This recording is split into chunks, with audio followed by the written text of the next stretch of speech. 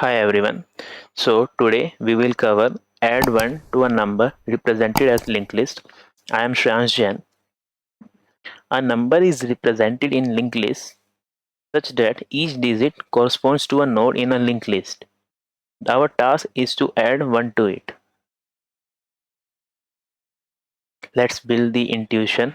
Let's take this number 1239 and if we represent it in a linked list format, it will look like this where our head points to 1 and the last node 9 points to null. We need to add 1 to it. So if we add 1 to the 9, it will become 10. But since we are in base 10, in base 10 we can't have a number greater than 9. So what we will do is, we will take it mode 10, which will be 0, and take the carry, which will be this 10 by 10. So it will be 1, and we will move this 1 to the next element. Now 4 is not greater than 9, so we can stop here. But if we have a number which is greater than 9, then we need to take the carry furthermore to the second element, then to the first. So moving here is difficult because we don't have the direct pointer to that location. So what we will do is, we will reverse the linked list.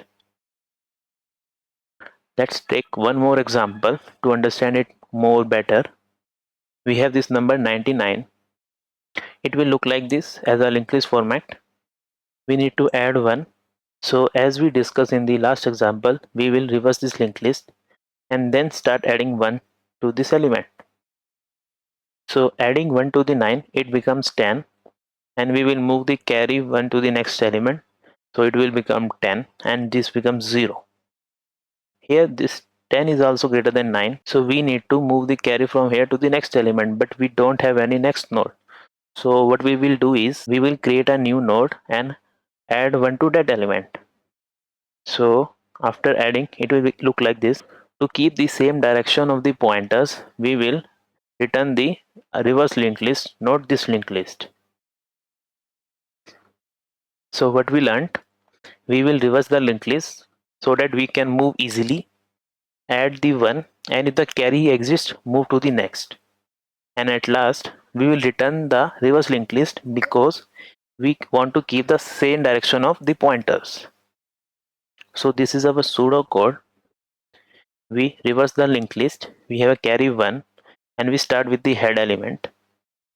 While the current is not null and the carry is greater than 0, so our sum is current.data plus carry. So here in this two line, what we are doing is, we take sum modulo 10, which means if the sum is greater than 10, just take the modulo 10 and store it into the node, and the sum divide 10, it takes the carry part, which we take it to the next element, and we move to the next node.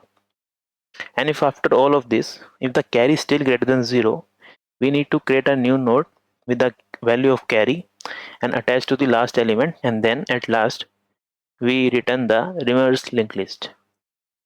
Thanks for watching. Don't forget to hit like and subscribe to view more content like this.